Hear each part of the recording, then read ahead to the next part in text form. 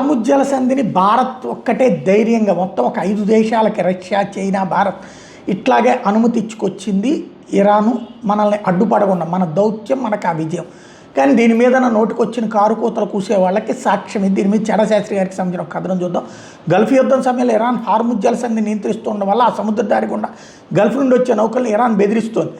అయితే China, Russia, Bharat, Pakistan, Iraq వంటి దేశాల నౌకల్ని ఇబ్బంది పెట్టమని ఇరాన్ ప్రకటించింది. కానీ ఈ వార్తని మరో దేశాలు బ్యాచ్ ఒప్పుకోవడలేదు.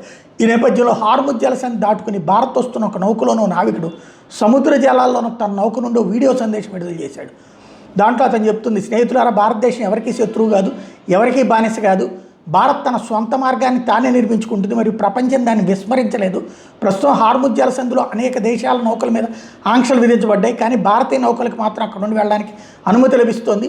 భారత్ కేవలం ఒక తటస్థ దేశం మాత్రమే కాదు, ఒక తెలివైన శక్తి మరియు ఆటలో మాస్టర్ ప్లేయర్. ప్రపంచమంతా యుద్ధంలో తలమాలకలై ఉన్నప్పుడు భారత్ తనదైన వ్యూహంతో ముందుకెళ్తూ సురక్షితంగా చమురు తీసుకొస్తోంది. మనందరం భారతీయులు అందరినందుకు గర్వపడాలి. ఎందుకంటే ఇది కేవలం శక్తి ద్వారా వచ్చిన విజయం కాదు, ఇది మన దౌత్య నీతికి, డిప్లొమసీకి దక్కిన విజయం. మన దౌత్యం ఇప్పుడు చాలా బలంగా ఉంది. ప్రపంచంలో అత్యంత శక్తివంతమైన దేశాలు కూడా తమ నౌకలను అక్కడ నుండి ఎలా బయటపడేయాలో తెలియక ఇబ్బంది పడుతున్నాయి. కానీ భారత్ దౌత్యం అద్భుతంగా పనిచేస్తుంది. అందుకే మనం అందరం గర్వపడాలి. జై హింద్ అంటూ తన వీడియో సందేశాన్ని ముగించాడు.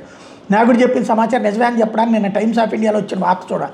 దాని ప్రకారం ఈ వారంలో crude oil ship 3 LPG ships Visakhapatnam చేరుకుంటాయని. ఒక ఎల్పీజీ షిప్, ఒక క్రూడ్ ఆయిల్ షిప్ నిన్న శుక్రవారం నాడు చేరుకుంది. ప్రపంచ వార్తా సంస్థ రాయిటర్స్ కూడా భారత్కి చెందిన 2 ఎల్పీజీ నౌకలు హార్ముజ్ జలసంధి దాటాయని రాసింది. ఇరాన్ అధికారికంగా Russia, China, Bharat, Pak, Iran నౌకలు హార్ముజ్ సంధి దాటడానికి అనుమతి ఇచ్చిన ఆ రూట్లో ఇరాన్ మిలిటరీ వాళ్ళు సీ మైన్స్ అంటే ల్యాండ్ మైన్స్ వాటిని ఏమైనా పెట్టారేమో అని అన్ని దేశాలు అనుమానం పడుతున్నాయి. అందుకే షిప్స్ దాటడానికి ఇరాన్ అనుమతి ఇచ్చిన షిప్స్ దాటడానికి భయపడుతున్నాయి. తాజాగా ఒక చైనా ట్యాంకర్ కూడా చాలా ముందు వరకు వచ్చి జలసంధి దాటకుండా మళ్ళీ వెనక్కి వెళ్ళిపోయింది అని వార్తలు వచ్చినాయి. మోడీ దౌత్యం ఫెయిల్, మోడీ ఫెయిల్ అంటున్న మోడీ దేశాలు చూడొచ్చింది. जहां स्टेट ऑफ हॉर्मुज में बहुत से जहाजों को रिस्ट्रिक्ट किया गया था, कंट्री के जहाजों को, इंडिया के जहाजों को पैसेज अलाउ किया जा रहा है कि आप अपना जहाज यहां से निकालो. सो इंडिया जो है वो न्यूट्रल नहीं है. इंडिया एक स्मार्ट पावर है, मास्टर प्लेयर है.